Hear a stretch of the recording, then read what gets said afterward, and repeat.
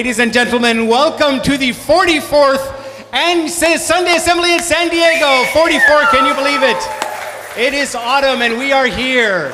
Before we get started today, I want to make sure you know that we have a designated zone for those who do not want to be recorded, because we are recording this event. So please sit in that area there and we shall make sure you are excluded from such event. As always, we're going to start off with the amazing Mr. Paul Svensson.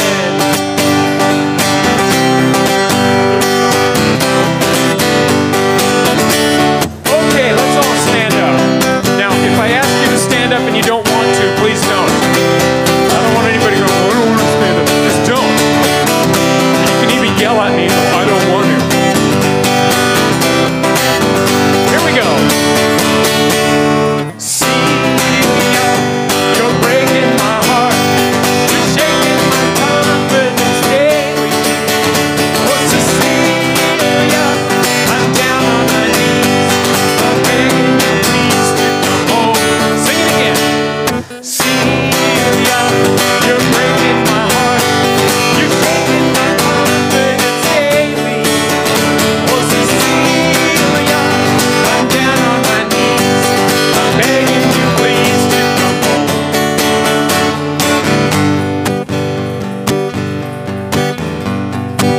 Making love in the afternoon with Cecilia up in my bedroom. I got up to wash my face. When I come back to bed, someone take my place. Celia, you're breaking my heart. Come on, you're shaking my confidence daily. Oh, Cecilia, I'm down on my knees. I'm begging you please to come home. Come home. Ba ba ba ba ba ba ba ba ba ba ba ba. Right again. Ba ba ba ba ba ba ba. Jubilation, she loves me again. I fall on the floor and I laugh. Stop. That first word there, jubilation, this is an awesome word. This is a word that no matter how bad you feel right now, you cannot say that without feeling better. But you have to throw your head back and you have to say, jubilation. Try it. Jubilation. Jubilation. She loves me again. I fall on the floor and I laugh. Jubilation. She loves me again. I fall on the floor and I laugh. Whoa, whoa, whoa, whoa, whoa, whoa, whoa. One more time. Whoa, whoa, whoa, whoa, whoa,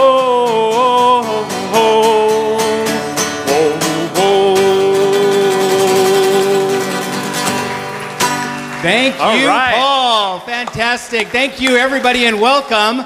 44th ever Sunday Assembly in San Diego. There's once again a song that I thought I knew all the lyrics to, but it turns out I don't. And I sing loud and proud here at Sunday Assembly, and I make sure this is on mute because I can't sing. But I love it. And jubilation, thank you, Paul. I feel jubilated. Jubilate. Yes, thank you. Well, Sunday Assembly is a radically inclusive community that celebrates this one life that we know that we have. We hear great songs, we sing great songs, silly pop songs, and hear great talks. We connect from community events and have snacks, but mostly just celebrating this one life. The motto for Sunday Assembly is live better, help often, and wonder more. And we always have a theme for every Sunday Assembly. The theme for this Sunday Assembly is monogamish. And we have a really fantastic speaker today and a great personal story. And when my wife was telling me about this, she said she was talking about extramarital affairs, and I was thinking, I already do the cat litter, I take out the trash, I help with the housework. What else do you want me to do? But anyways, yes, thank you so much. Just so you know, we can watch children 1.5 and up. We have qualified professionals right over here in our special room and special cookies and projects for them. So please bring your kids. If for nothing else, you just want an hour and 5 minutes away from the kids where you can watch them, there you go. So another reason to come to Sunday Assembly. So we're going to start with Life Happens. Can I trouble somebody to bring me those cards for Life Happens? Because I'm just going to stall until we get those. Or maybe I will tell you some of the other things that are happening today. Oh, here we go. This is Aaron Beaglebach. He's a member of the board of Sunday Assembly San Diego. We have a bunch of these today. Thank you so much, Aaron. Well done, by the way. That was fantastic. Never seen anybody do that better. This is the birth of our daughter, Liana. Thank you. Well, congratulations and welcome, welcome. She's like, what is going on? Oh, so beautiful. The Polendo family, we finally sold our home in Nebraska. Huge relief. And Xavier and Isabel both were selected for their school's robotics club. Oh, that is awesome. Now you guys, you have to bring in your projects. We must see these here. We'll set some time aside. This is an awesome moment from Tanya V. Recently went to Zion National Park in southern Utah. It's a beautiful place. It's one of the most beautiful places she's ever visited. It took her breath away, and she's so happy to share the experience with her girlfriend Donna and also with Denise. Wow, that's fantastic. That is a lovely part of this world. Lelia and Roland both had leg surgery on October 4th. Lelia and Roland is 10 and Roland is 7. Birthdays were yesterday for Roland. Expected Lelia to need months to recover, but she's here today in 3 casts. Bonus points if you stay for autographs. So that's, and I think if I remember, she has a orange right leg and a green left leg. Is that right? Yellow. Yellow. Yeah, orange and yellow. So if you want to stand on her yellow side or your orange side, now you know which one that is. I got transferred to a new work location. Every time is totally, everyone I work with is totally awesome. And I also recently received a 3% monthly raise. And yay, Emily, that's fantastic. Good for you. That was a long struggle. And Dan Haas lets us know that he got a raise at work, and it was his birthday yesterday. Congratulations to Dan. Congratulations on both of those. Well, thank you all for sharing this so much. So when you come in, just let us know if there's something happening in your life. We all like to know about it, and it's always nice to share those things. Help Happens I have on here, and that is our very own Alexis. Hello. So I'm the chairperson of Outreach, which is part of Sunday Assembly's Help Often, part of our motto. We have Live Better and Wonder More as well. And what we want to highlight, this is what we use any donations, part of what we use donations for is our outreach projects. Outreach is just helping people and bettering our community. We do beach cleanups, we do feeding kids at Stand Up for Kids. What I want to highlight this time is our homeless outreach, which pretty much just feeds people every other week. And we develop friendships and rapport with the people we are feeding. This is a Band-Aid for a much larger issue. We are not solving any problems. We are literally just providing a bit of comfort.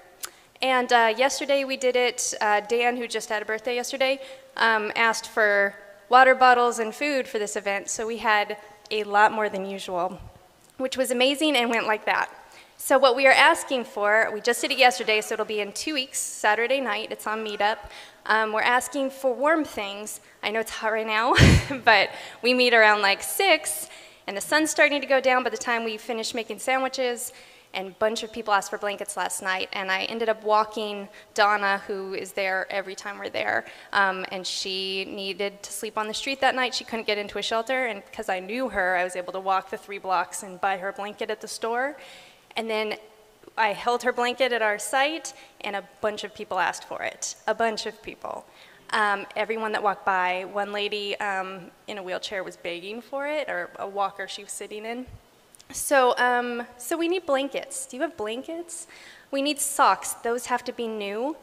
And if you can give them to me, you can bring them to Assembly. You can bring them to my home anytime in the next 2 weeks.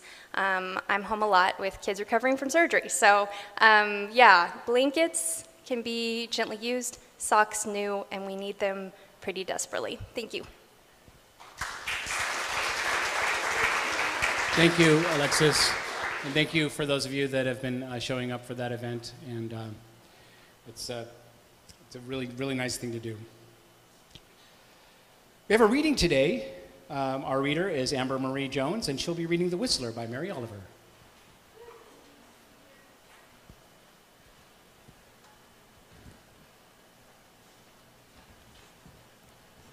The Whistler by Mary Oliver. All of a sudden, she began to whistle. By all of a sudden, I mean that for more than 30 years, she had not whistled. It was thrilling. At first I wondered, who was in the house? What stranger? I was upstairs reading, and she was downstairs. As from the throat of a wild and cheerful bird, not caught, but visiting.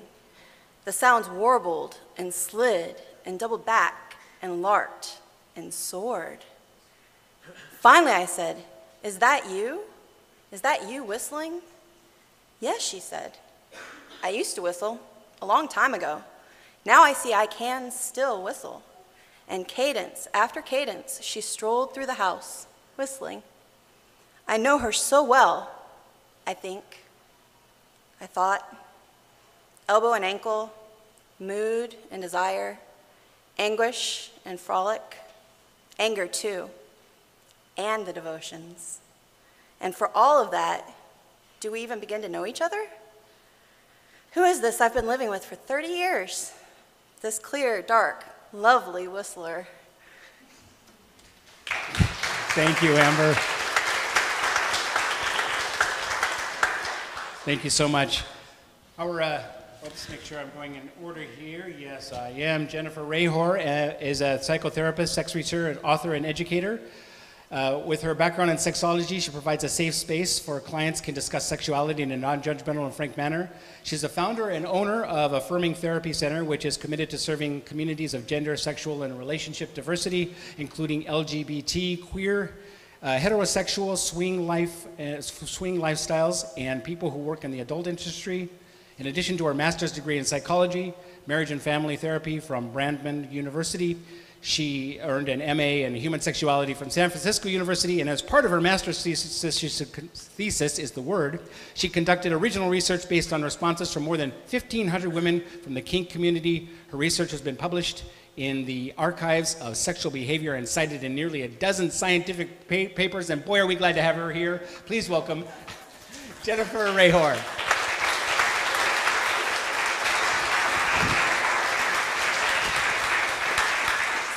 Thank you, everybody. Thank you. So yes, I'm Jennifer Rehor, and sitting on my mic wire. And I'm a little bit nervous. I am a therapist, and I usually work in an office with either one-on-one or one-on-two, or maybe one-on-3 or 4, but not quite this many people. So bear with me if I do need to take a few deep breaths here and there. So before we get started, I did want to have a little content advisory in case you didn't know. And because I do believe in full disclosure before an activity or event, and full transparency, this talk will be discussing ideas and language pertaining to sexuality. So as long as everybody is aware of that, and if at any point anybody feels uncomfortable, feel free to just get up and step out. I won't be offended. Okay, so what is the story when it comes to romantic relationships, right? We talk about most of the storyline. Usually there's a princess and a prince, and the prince slays a dragon, saves the world, saves the princess. They fall in love. They have their one true kiss, right? True love's kiss, even in Shrek, which is not that long ago, right? But that's kind of the dominant storyline, that there's one person for one person. We all have a soulmate, right? You know, some ideas might include, you know, you're my one and only. I only have eyes for you, right? So what are the assumptions about monogamy, right? If my partner truly loves me, then they won't look at someone else. They won't be with someone else. And if they do, then they don't really truly love me, right? That's sort of the general dominant discourse that we hear in our society, especially here in America. So I just wanted to define monogamy, right? We have this idea that monogamy is one spouse or partner for a lifetime. And some people do have that, right? But there's also serial monogamy, which is one partner or spouse at a time. And that's become a little bit more socially acceptable in our society in this time, right? Just a little bit of background, my grandparents were an arranged marriage, and they were in a monogamous relationship till death do them part, but they lived on different sides of the house. So that was their solution to not really getting along. So what are the options, right? What happens when we have other needs? What does being faithful even mean? I read something, does chatting mean cheating, right? Especially in this day and age when we've got so many ways of connecting with other people, what does cheating mean? And that's going to be different from one person to another. And oftentimes two people come in and they think, well, everyone knows my assumption of what being faithful is, and their partner has the same idea. Everyone knows what my idea of being faithful is, but they're not the same, right? So I'm a fan of communication. I'm a fan of really just exploring and delving, what does even being faithful mean? What does monogamy mean to you? And are we on the same page with this, right? Is flirting okay or not okay? Is having a friend, a deep, close relationship with a friend of a gender that you're attracted to, is that okay or not okay, right? So I think that these are, regardless of where anybody is on the monogamy, non-monogamy spectrum, that these are important conversations to have up front so that there aren't issues later on, right? So if you think about monogamy and non-monogamy as a continuum, right? We have some people really are wired for monogamy. This is their preference, this is the thing that they're most comfortable with, and that's totally okay. I'm not at all promoting like everyone should be non-monogamous, right? I think everyone should look inside themselves and see what makes sense for them. And then other people though, they really struggle to try to fit into this storyline. Sometimes it happens in their life that the story changes without their control, right? People get divorced, sometimes that's out of somebody's control. Sometimes people find themselves widowed and they say, well, what do I do now, right? And other times they realize that there's an aspect of themselves that's missing within the relationship. And the general storyline is if you're that compelled to search for this piece of yourself with someone else, then that means that we're not working, right? So are there really two roads between faithful and cheating, right?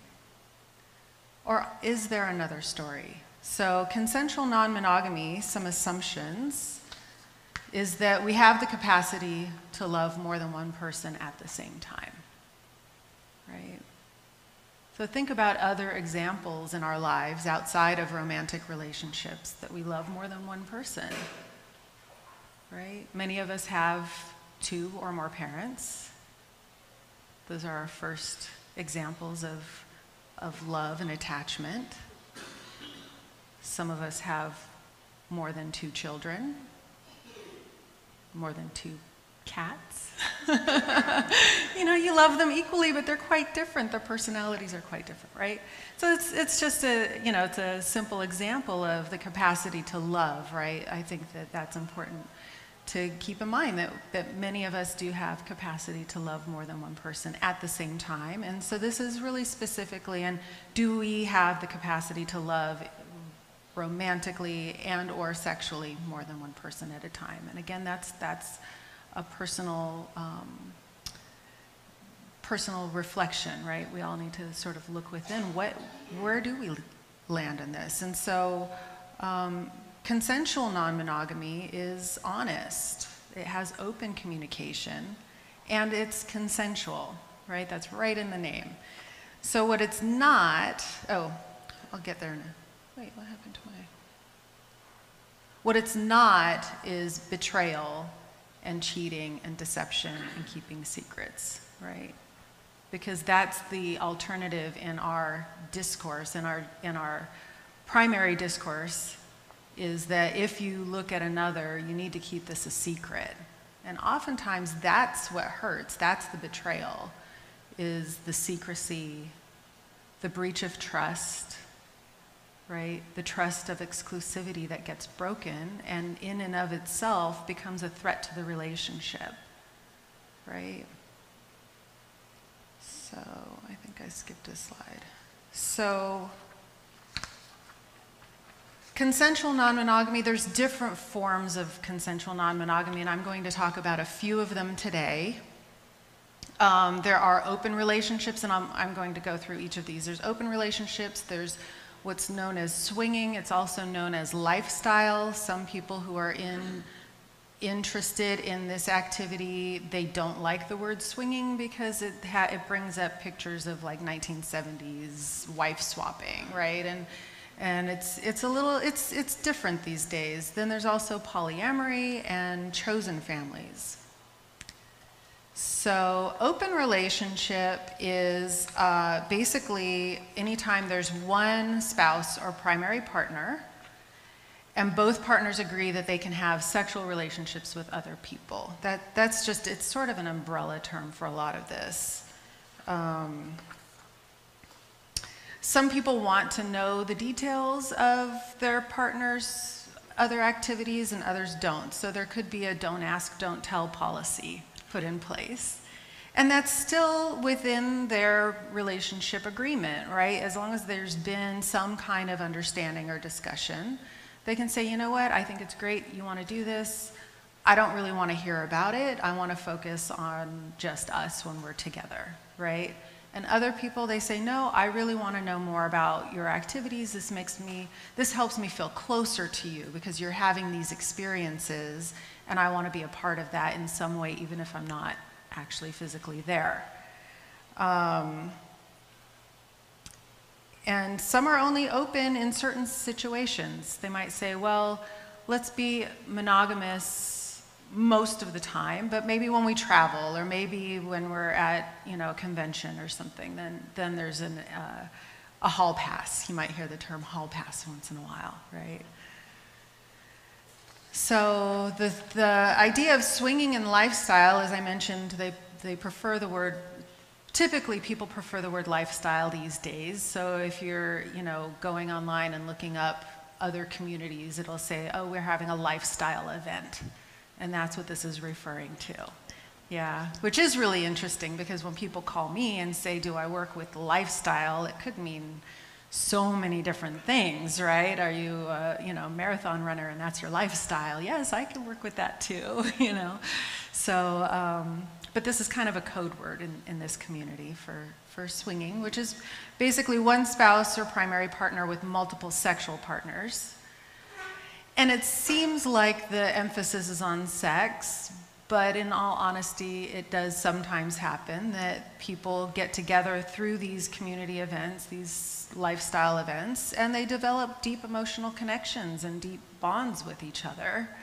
And sometimes they may fall in love with each other, like two couples might fall in love with each other and have a house together, live together, raise kids together, right? So even though like in general you see these things as being different, oftentimes there's overlap even within these different kinds of open relationships.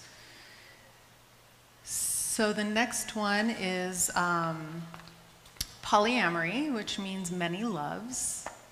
I think this is the one that more people are familiar with in terms of it's more than one partner. It can be sexual, it can be not sexual, it can be romantic feelings, but it's basically where people come together and they form multiple romantic relationships. And polyfidelity is when there's multiple partners, but it's a closed group. So, and I'll go into a couple different examples of different types of polyamory, but this would be like maybe there's 3 people who come together, but they don't then date outside of that trio or 4 or 6 or 12 or 20. It doesn't matter the number, but it's within each other, and they set these parameters, right? And that leads to chosen family. It can be a variety of configurations as well. It can be platonic, romantic, and or sexual. You know, sometimes you have people living together in a household where they share childcare responsibilities, but you know, this group over here, they're one group of romantic and sexually exclusive, and then this group here, and they all come together in one household. That can happen as well. So kind of talked a little bit about some of the configurations. There's triad, that's with 3 people, and that can be an open triad or a closed triad. So open would mean 3 people, but then 1 or more of them date outside of that group, and then closed would be they only date each other. Quad is with 4. And then that can keep obviously going. Monopoly is when one partner in a primary relationship really identifies as monogamous and has no desire to date or see other people outside of the relationship, but their partner really identifies as poly or really feels a need to date outside of the relationship, and it's an agreed upon arrangement, right? So that's its own configuration. And then there's intimate friendships. You know, it doesn't always have to be like, this is my boyfriend or my girlfriend or my partner or my spouse. It can also be, you know, friends with benefits, just like in the dating world, right? And there's many more. So this is a little chart. So it's a little confusing, I'll admit. But it talks about open relationships. There's, you know, this is including cheating, so that doesn't mean poly. And then there's this little part of overlap that says poly and cheating. It says, actually, we're poly, my wife just doesn't know it yet. So, okay, that's, you know. So, you know, there's all sorts of varieties out there. So just real quick, some common terminology. There's metamor, that is your partner's partner. So it could be my husband's girlfriend, my boyfriend's wife, my girlfriend's girlfriend, whatever, right? It's your partner's partner. And in an ideal situation, your partner's partner and your partner get along, right? Ideally, you know, they'll plan holidays together. They might, you know, have Thanksgiving dinner together, right? That's an ideal situation. It's really beautiful. Neutral position would be they tolerate each other. They at least get along, right? They're okay with each other. But maybe they don't want to spend time together. They don't have that much in common. And sometimes the less than ideal would be when metamors simply don't get along on a core level, right? They have just different values, different ideas of how the world is, or there's just something about them that just eats at them. And that can actually cause problems, because when you're looking at, especially if it's like a primary relationship, actually even if it's not a hierarchical relationship, if it's all egalitarian, the person in the middle is going to feel torn in either direction, right? If your partner and your other partner don't get along, you're going to have to choose every time you go somewhere. I mean, we've probably can relate to having 2 best friends that don't get along, and you think, oh, why can't just the 3 of us go to the movies together, you know? And then, because they always fight, and I don't want to deal with that. So I have my time with this friend, and that's the same. It's a similar situation when it comes to metamors. Okay, so moving along, there's compersion, which is the joy of seeing your partner or knowing your partner is experiencing pleasure from someone else. Right? Some people say it's the opposite of jealousy, but I like to believe that we can have dual emotions at the same time, so we can feel compersion and jealous at the same time. Relationship agreements we kind of talked about. New relationship energy is also referred to as in coupledom. It's that honeymoon stage, right? And so when you think about when one partner's having new relationship energy with someone else and you've been together 10 years, how are you going to feel? You know, can you tap into that compersion? Does it bring up jealousy? Does it add to the relationship? Does it take away from the relationship? So there's all these other elements that can come up with that.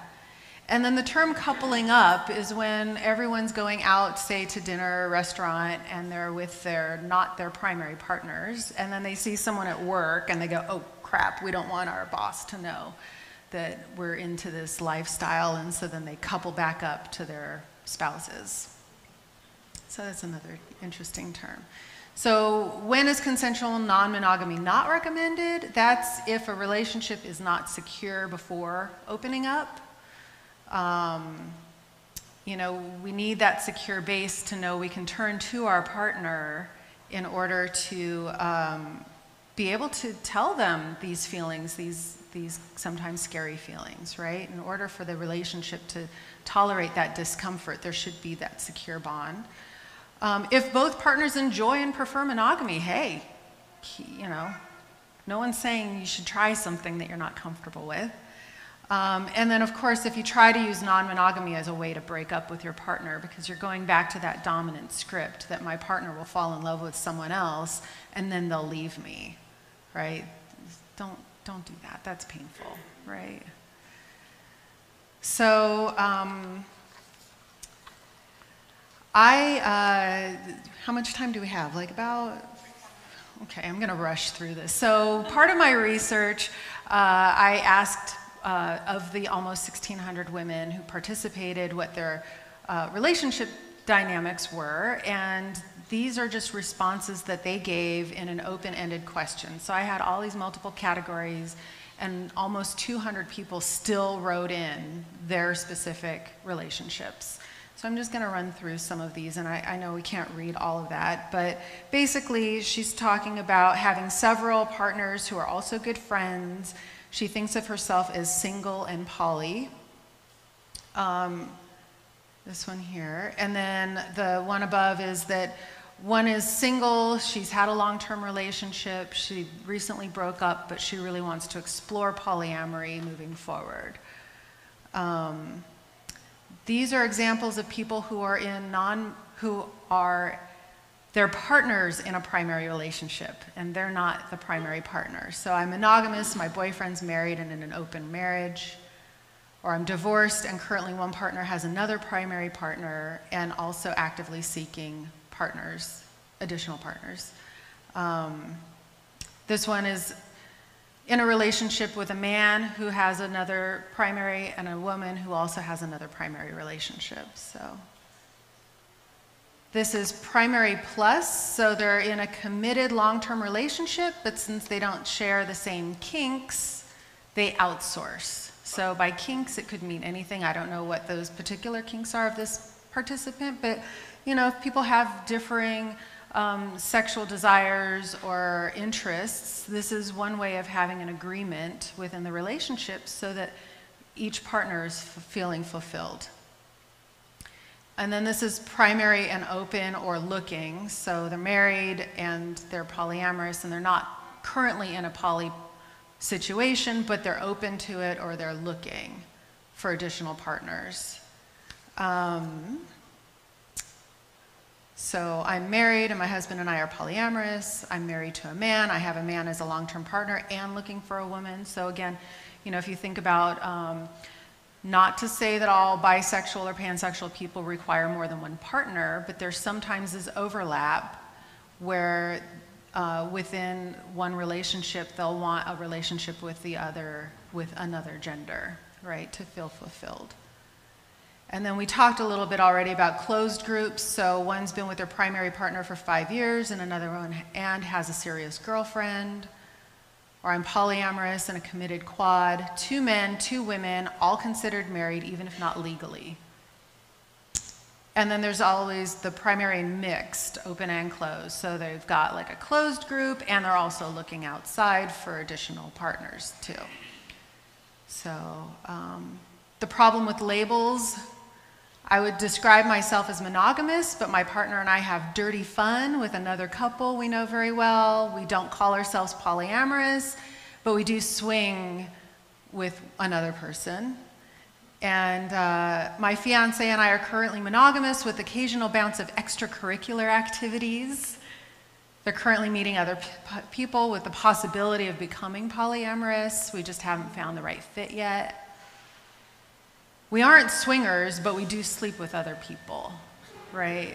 So, you think about this as how do people identify? It's not always with even the terms that seem more mainstream. And then this one is not what I would call an open marriage, more like we keep a key hidden in the garden and will occasionally let a third party know where it is so they can join in for a while. Right? So some challenges, we might have an unlimited supply of love and compassion, but we only have a limited amount of time and energy, right? So oftentimes scheduling is a challenge. Couples who try to, again, fix their problems by opening the marriage or the relationship is not recommended. Some challenges are that jealousy is a valid emotion. Sometimes when you think about polyamory, because we talk so much about compersion and it's kind of part of this community and what sets us apart from, we're not hurting our partners, of course, is this idea that jealousy is a bad emotion and we need to suppress it. And in actuality, it's a valid emotion and we get jealous for a lot of different reasons. And so it's important to be able to identify that. We talked about new relationship energy, and of course, in any group, there's still people who are going to cross boundaries, and there's a difference between a boundary crossing and a boundary violation, right? The boundary crossing might not feel as deep or cut as deep as a boundary violation, right? Some other challenges, again, how out can we be? What happens when our boss shows up? Going out together, walking side by side, like the sidewalks aren't built for that. Sleep schedule and sleep configurations. Sleeping in the middle is like getting the middle seat in an airline. You can't get up enough to go pee, but you also don't get the view, and it's really, really hot and can be uncomfortable.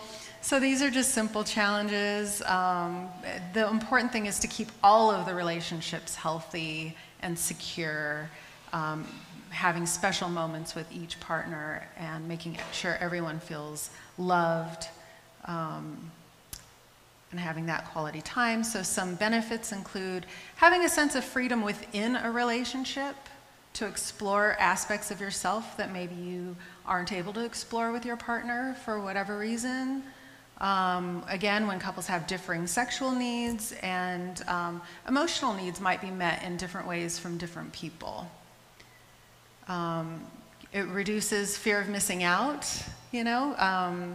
allows each person to practice their relationship skills and the joy of watching partner through the eyes of another. So here are some resources, what to look for poly-friendly professionals. They should be at least listed in some of the common directories, including Poly-Friendly Directory or Kink-Aware Professionals. And of course, for relationship therapy or marriage counseling, that they have additional training in adult attachment, so working with couples specifically, more than just being open-minded. Some additional resources. So in closing, I know we're at time, but I wanted to just read a little bit. One last quote. "The one thing that I appreciate most about this lifestyle is the range of choices. We tend to grow up learning the official script, house, fence, 2 1/3 kids, dog, cat, one man, one woman. If I'd known there were more ways to build a family, relationships, or a life when I was a young woman, I might have been able to skip 2 bad marriages. I was in my early 40s when I finally started building a family that suited me. Luckily, I was able to help my son observe many ways of creating a family. So far, he's doing a much better job with his relationships than I did in my early 20s. So even with such a strong default story, I think the default story is probably here to stay. People have been and are forging a variety of relationship styles that work for them. They do come up with their own set of unique challenges and some similar challenges as to any long-term relationship, And they have some exciting benefits as well. Again, non-monogamy is not for everyone. Some people really do best with one partner, whether for life or at a time. But for others, consensual non-monogamy provides a viable option on how to build a family and a life for themselves that's fulfilling. So I just want to close with a couple of food for thought questions. Have you ever heard of a movie, TV show, or book that addresses consensual non-monogamy as a viable relationship dynamic? If so, how was the relationship viewed? Was it positive, negative, neutral? And if not, what does that say about the way our society views relationships? What are some possible storylines for new fairy tales that don't assume monogamy as the default relationship style? And do you know anyone, either personally, a friend of a friend, or a celebrity even, who has created a non-traditional relationship or family dynamic? And if so, what can you do to be supportive of that person when they let you know that that's something that's really important to them in their life? Okay, so that's it. Thank you. Jennifer, thank you so much. We really appreciate that. I feel like I loved your color chart too, because that's. I feel like you're filling in the shading in the areas and the beautiful rainbow of human experience. And I never would have thought to put green and purple and yellow together. So There you go. Thank you. Can you stay after? And Yeah, absolutely. I'll be here to answer questions. Excellent. Thank you so much. Well, folk, we'll turn you over to our folk music aficionado, Mr. Paul Svensson. And we may sit, although if you'd like to stand, please do.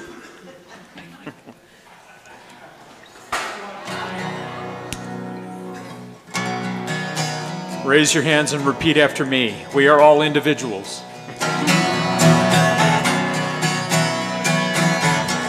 So if we're going to sing a song by Pete Seeger, we ought to have Pete Seeger guitar, which is what I have here. Most people don't ever see this because it doesn't go anywhere, because there are only 60 of them in the world. But I brought it for us today because we need it. To everything turn, turn, turn. There is a season, turn, turn, turn. And a time to every purpose under heaven.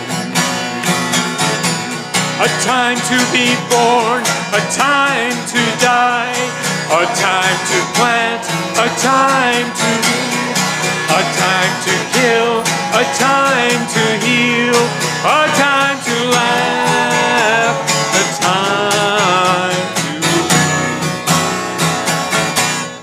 to everything turn, turn, turn. There is a season, turn. And a time to every purpose under heaven. A time to build up, a time to break down, a time to dance, a time to mourn, a time to cast away stones, a time to gather stones together. To everything.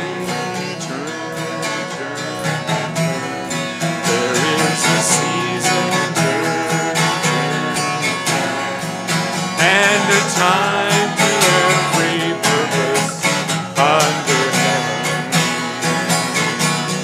A time of love, a time of hate, a time of war, a time of peace, a time you may embrace, a time to refrain from embracing. To everything turn, turn, turn. There is a season, turn, turn, turn. And a time to every purpose under heaven. A time to gain, a time to lose, a time to rend, a time to sow, a time for love, a time for hate, a time for peace. I swear it's not too late.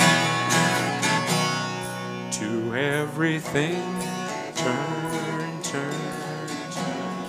There is a season to turn, turn, and a time of every purpose under heaven.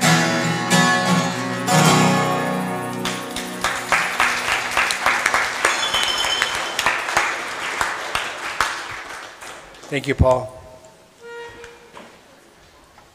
So we ask you, assemblers, to share your personal stories with us.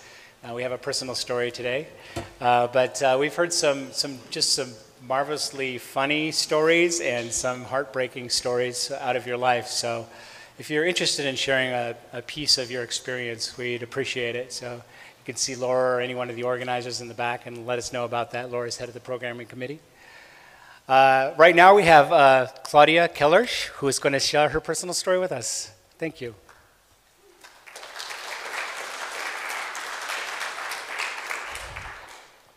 Love is patient. Love is kind. I was single in Seattle for many years. Then I met my friend Blair through the Camping Bears, a common camping club in San Diego. And we hit it off really well. And thanks to Alaska Airlines, we had a San Diego-Seattle relationship going. So then we attended the World Polyamory Conference at Harbin Hot Springs in Northern California, which sadly has burned down in the fires. It's not there anymore. But that was in June 2001. And then 1 month later, on Friday the 13th, he proposed to me on Black's Beach. In a story I will tell at some other time. And then we got married at outside near the wall, out in Jacumba, California, at De Anza Springs Naturist Resort in a big wedding. And we had a marriage that started out on the beautiful rocks outside De Anza Springs. Then came a really long time for us when we tried to conceive. We wanted to raise a naturist family together. Sadly, I was already well over 35 and he was over 50. So it didn't work. So we finally went to the San Diego Fertility Clinic and they explained to him that there was a lack of copiousness and a lack of motility. So, and he said, yes, I've been always slow on the uptake. So we looked into what shall we do now? Then I had a personal epiphany there. We got married as a poly couple. So we traveled to Idaho to an event of the Naturist Society where we met Jeffrey. Jeffrey had already been polyamorous and we hit it off really well. So we talked about it and we decided to form and create our own polyamorous family. And I conceived rather quickly and with Jeffrey, but Blair was there too. And so we were able to make this dream a reality. Our son, Alexander, was born. Both of the daddies were at the birth together, Daddy Blair and Daddy Jeff. And Alexander has been growing up with Daddy Blair and Daddy Jeff. Daddy Jeff lives in Montana, and Daddy Blair lives here with me. And in the first few years before my son started to go to school, he and I traveled, and we spent about 40% of our time in Montana, where I was having a room in Daddy Jeff's house, and he spent a lot of time with us. And the other 40% I was here in San Diego, and the other 20% I was traveling elsewhere. So we created this, and we actually, Daddy Jeff lost his job during that period as well, and he moved into California and lived with us for over half a year, and we were living together in San Diego as well until he found a new job and returned to Montana. And oh, I totally skipped the part with yeah. Should I go back to that? No. All right. Okay. The reason why we got together to have this child the natural way is this is about lovemaking.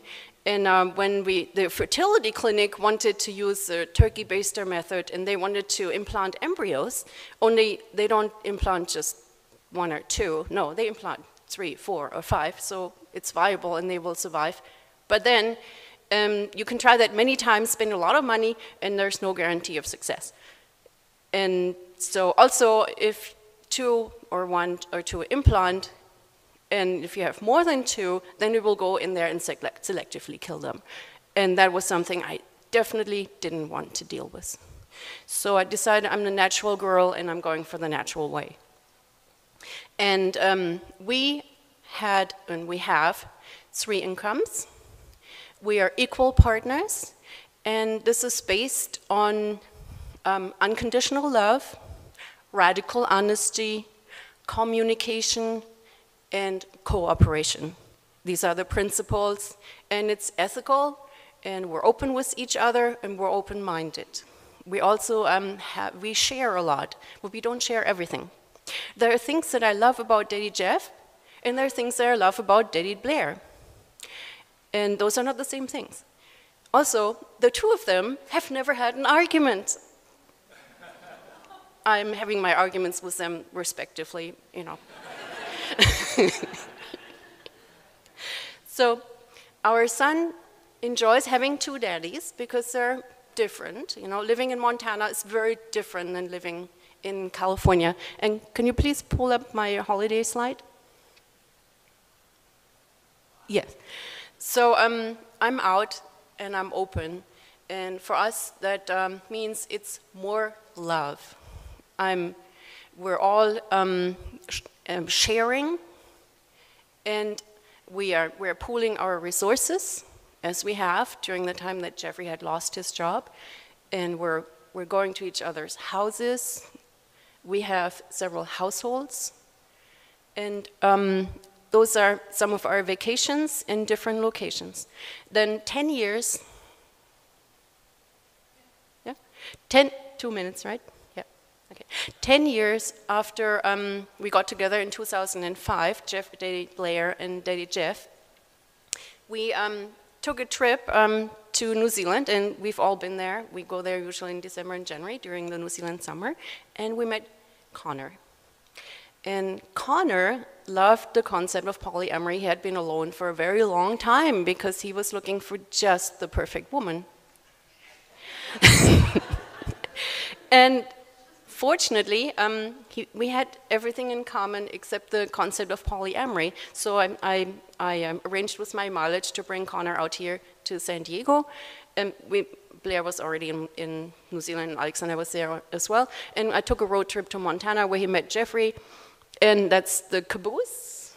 That's Connor, Jeffrey, Alexander, and me in Montana. And so they met each other, and they immediately hit it off really well because they both have so much in common.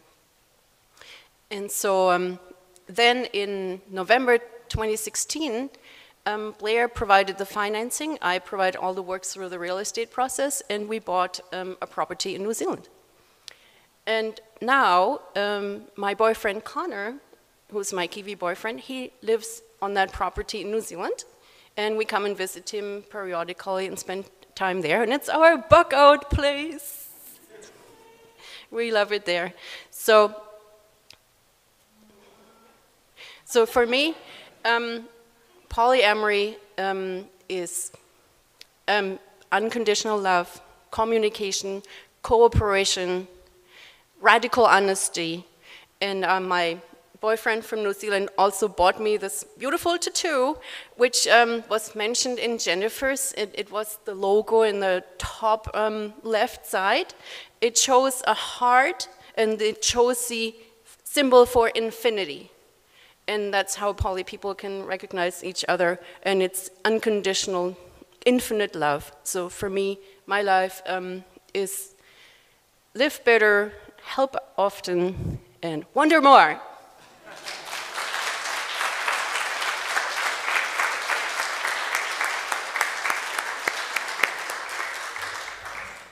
Thank you so much. I feel so proud to be a part of this radically inclusive community where we can have these discussions and you can just be who you are. It's fall. It's fall. It's autumn. I love this time of year. I love the sound of autumn. It's autumn. It's just my favorite time of year. October is my favorite month, I have to tell you. It's fantastic. I love the cool breezes, not today, but in October. It's a little bit of a bite in the morning, a little bit chilly at night. It's sweater weather. I love that. I love sweater weather. And the shorter, cooler days juxtaposed against the long, hot summer days. And the changing of the colors in Southern California. It's always nice. It's pretty much all you have in Southern California for changing of colors, unless you can find a liquid amber somewhere in your neighborhood. But other than that, it's a long, slow descent into winter. It's what the Midwesterners call our winter. But you know what? I love dusk. I mean, twilight time, dusk, that's like my favorite time anyways, just as the sun is setting, and at the time in between the sun setting and the starting to set and the sun going down, dusk. It's just, and this time of year, I live in it because I get off work, and right when it's dusk, I've had a full day of work, I'm off, I'm gonna go see my wife, there's anticipation, and the evening's coming, and it feels like anything can happen. I mean, the evening portends so much, and I live through that time, and I experience it, and I don't the rest of the year. And it's different in spring, and it's so nice. This time of year, it portends soup and cocoa and snuggling. And I just love it. And also, I feel whimsy this time of year. I don't know why. More so now, I just think of like candy corn. What the heck is that? I mean, and telephone poles. They just stick these giant logs into the ground. And 150 years from when they started first doing it, with all the technology we have, we still have telephone poles, these big logs in the ground. And I think about how many times my heart has beat in my lifetime. Do the math on this. It's amazing. 2.5 billion or more times my heart has beat in my lifetime. Is that incredible? And when I'm cycling, I'm looking at my legs going, wow, that's amazing that my legs can do this. And I think about how far I've walked and how far I've cycled. I mean, I've walked over 80,000 miles in my life. And I don't know why this time of year, it tickles me, all these little nuances of life, these just fun things. And I drink water and I go, dihydrogen monoxide. And I just love it. I do that at work too, and people go, what are you doing? And that's just, I'm having fun. It's October. Come on, join me. And I was on the cycling path, the Bay cycling path. It goes around the south end of the bay, and it's an enclosed path. It's very smooth. There's people who walk and run, and they walk their dogs. But there's also skaters on there, and there was this woman. She had these. She looked like an Olympic speed skater. She had these skates. They have two big wheels on each side, and she's just skating. And she's coming up on this other woman that's skating. It looks like she's got her workout outfit on. It's like her first time, and she's kind of like going like this. And I'm behind them, and I could see this other woman's coming up on her like this. And I see it. She goes by, and she goes, and the other woman goes, and I go, yes! I love October. It just feels so friendly. It's Oktoberfest, it's everybody getting together. It's like getting ready to harvest, and everybody's together, and we're getting ready for winter, and it feels lovely. And mostly it's the memories that I have of October. I mean, this month, it just sits in my mind so gently. I think of the breezes and just the way October feels. I don't know, it's a different feeling than I have any other time of year. And the memories are kind of like just growing up and being a child, and we would grow pumpkins all summer long, and then we'd harvest them in October, and we'd scoop out the pumpkin guts, and I can feel them in my hand, and put them on the side, and we carve it, and we put them on the porch, and put a candle inside. We'd be so proud of the work that we did. And then on Halloween night, it's like, with autonomy, you could be a young child wandering around your neighborhood at night, going up to strangers' doors and asking them for stuff. It's just amazing. And when else do you see your neighbors, hundreds of them in your neighborhood, wandering around at nighttime? It's this time of year. And more recently, I have the same memories of my son. We had a 1926 bungalow-style house that we lived in downtown La Mesa. And if you don't know downtown La Mesa, it's got a little. There's a La Mesa Village, they call it, but it's got a little downtown, and it's really a village. I know all the neighbors around, and at Halloween, it's just like Halloween from what I remember from a kid, or what you may remember, just kids everywhere. And our house was 1 block off the main street, La Mesa Boulevard. And all the kids they'd come use our house as a hub, and I would have all these kids in the house. And at Oktoberfest, this is where they come, and they're all band kids, so they're playing music and they're just making a bunch of noise, and they could. They had a safe place to be and make noise. It looked kind of like this. That's the kids in the house. That's my son there with his back to you, and that's Bradley in the front yard. Just all the kids there. I don't think you can see that too much. But this is my son at Halloween time. He's the one in the middle. So proud. And this is just, I just have such great memories of this time of year. And at Oktoberfest, I had met my wife on September 27th. And October is the first time we got to really get to know each other. And we shared a Polish dog out in the lawn right there in the hubbub of the Oktoberfest. And I just have wonderful, wonderful feelings and memories from this time. But I know October also is not, it's not all whimsy and it's not all fun all the time. October brings wildfires. Certainly right now there's wildfires in Northern California. In 2007 we had horrible wildfires here. And if I lost my house in a wildfire, these memories that I have of this house would be so much more dear and tinged with sadness. And if I lost my child, my adult child who was at a country music concert, it changes the memories. It'd be so hard. And I know that for some people, life is difficult most days. And I'm appreciative that we have this community where we can meet people and be accepted, and that it's okay to feel how we feel. And at times when it feels like, rightly or wrongly, all is lost,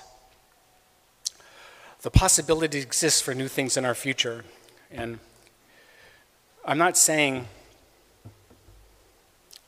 that these new things are rolling around in bed with 3 other people, but it could be rolling around in bed with 3 other people, or drinking your first sip of butterbeer, or dressing up for Halloween and delighting over the children coming to your door for trick-or-treating. There's definitely things in our life worth fighting for and worth living for. And for me personally, finding joy and whimsy and pumpkin pie when I can helps me to have the energy to keep going on. And I thank you all so much for being here today. Thank you.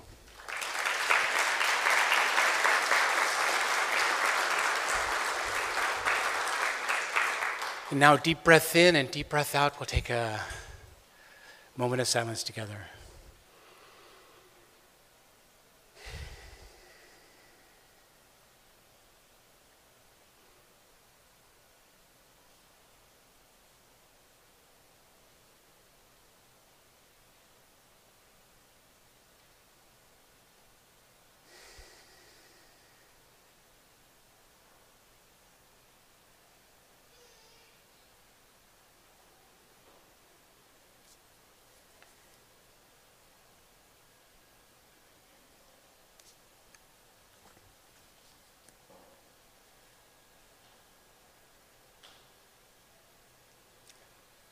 Now it's time for some announcements. So if you're making an announcement, if you'll please come up front, please.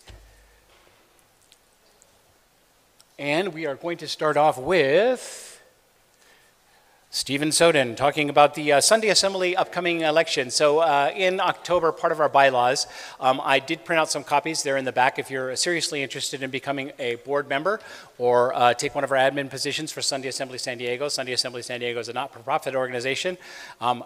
What we do here is really the fruits of a bunch of really competent, professional, smart, dedicated people who give their time to make all these myriad of things that we can do together happen. And if you want to be a part of that, we'd love to have you. If you're interested, there are some things that you would have to do if you wanted to be a part of the bylaw structure, part of the organizers, and I did not.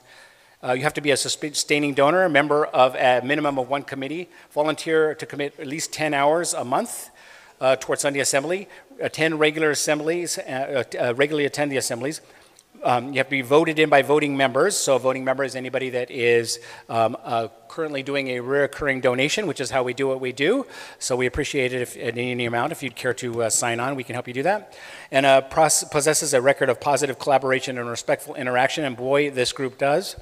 And attend each board meeting barring emergencies or special circumstances. So if you're interested in doing that, I did print the bylaws up for several people in the back. I will write on there an email address that you can submit your interest, and then you existing board members, I'll send out a a email to you to ask for your board support also.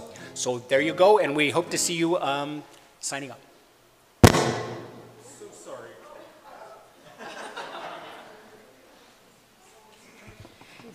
So for the ones that have been joining us for a while, you might remember that November is when we celebrate our birthday. And in our next assembly this November, we'll be celebrating our 4th birthday. So we are really excited. We're gonna be here. We'll have a regular assembly and then celebration afterwards. If you wanna help us celebrate, decorate, please come in a little earlier. But if you want to come for the assembly and the party, that's okay too, and we look forward to seeing you again. Thank you.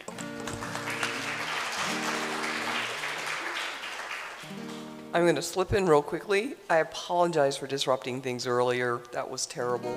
There's a reason, but I won't go into that. I help facilitate a book group, and you've seen some slides called the Book Lovers Club or group. We meet the second Wednesday. Gosh. I've been up all night. The second Sunday of every month at 10 o'clock in Old Town. We will be discussing probably 2 books in November and December. So we're going to be talking about Animal Vegetable Miracle by Barbara Kingsolver and also A Year of Wonder by Geraldine Brooks. And we send out emails.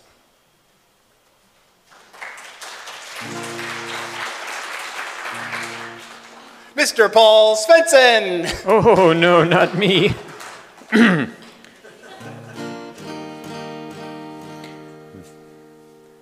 They may bury my body when I die. When I die. When I die. They may bury my body when I die. In some graveyard I'll be found. Apparently not very far from here. Simply rotting in the ground. They may bury my body when I die. They may eat my body when I die. Oh, we had some harmony there. It was lovely. They may eat my body when I die. When the zombie horde remains, they'll be hankering for.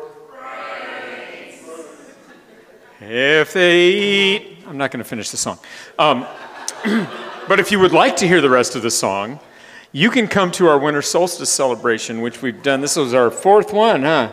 It's an awesome evening of fun and food and games and singing and a really cool solstice celebration program with some interesting songs, including that one.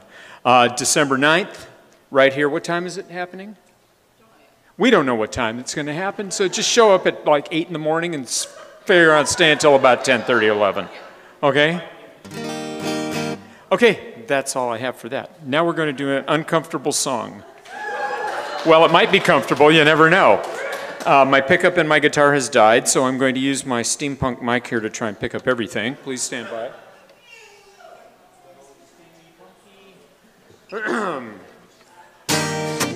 I think we should stand. Even if you don't want to.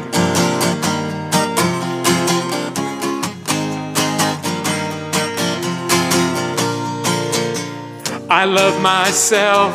I want you to love me. When I feel down, I want you above me. I search myself. I want you to find me. I forget myself. I want you to remind me. I don't want anybody else. When I think about you, I judge myself. Oh, I don't want anybody else. No, no, no, no, no, no. Well, that was not bad, actually. You're the one who makes me come running. You're the one who makes me shine. When I'm always laughing, I want to make you mine. I close my eyes, I see you before me. Think I would die if you were to ignore me. A fool could see just how much I adore you. I get down on my knees, I'd do anything for you. Come on now. I don't want anybody else. When I think about you, I touch myself. Oh, I don't want anybody else. No, no, no, no, no, no. Love myself. I want you to love me. When I feel down, I want you above me. I search myself, want you to remind me. I forget myself, I want you to remind me. Here we go. I don't want anybody else. Come on. When I think about you, I tell myself, whoa, I don't want anybody else. No, no, no, no. Sing it again. Oh, you know I don't want anybody else. When I think about you, I touch myself. Oh, I don't want anybody else. No, no, no, no, no, no, no, no. Nice job. Well, thank you, everybody. That is a 44th Sunday Assembly. Please sure to come back here in November, where many assemblers will be attending Pizzicato, which is down the road and around the corner. You can get address right here. And what did I miss? Nothing. Oh, okay, well, enjoy yourselves. Have a good night. Thank you so much. You should have said, touch yourself. I mean, enjoy yourself.